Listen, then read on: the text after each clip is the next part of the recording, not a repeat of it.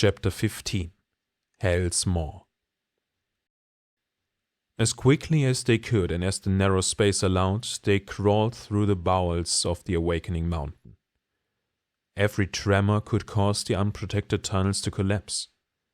Before Sasha's eyes, time distorted, twisted like her still deformed arm, becoming an eternity in the darkness where she soon didn't know if she was still alive or just dreaming of crawling. It felt like an invaluable gift when she suddenly felt a breeze of fresh air brushing her nose. Back on the surface, the trembling of the mountain was still noticeable, though less intense.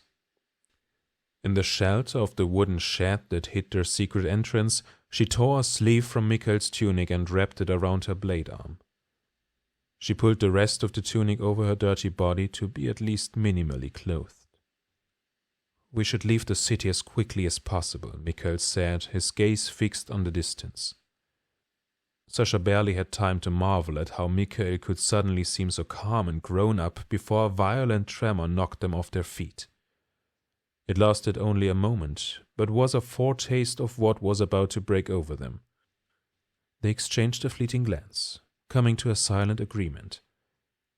Mikhail grabbed her hand again, and they ran straight towards the city gate.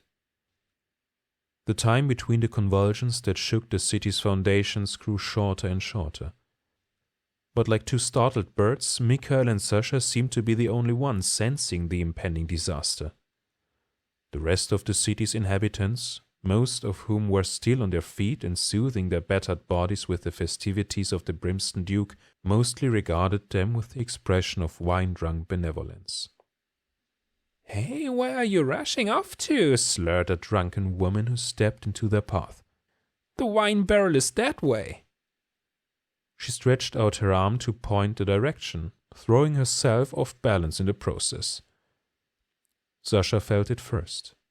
Her blade arm made her feel it, burning and stabbing. A heartbeat later, all hell broke loose. The ground shook as if the mountain were writhing in pain. People screamed, beams creaked, houses collapsed with a crash. The two children saw cracks opening in the ground like mouths seeking to devour something. They clung to each other, giving each other as much support as they could, until their hearts sank as scarlet mist began to rise from the cracks.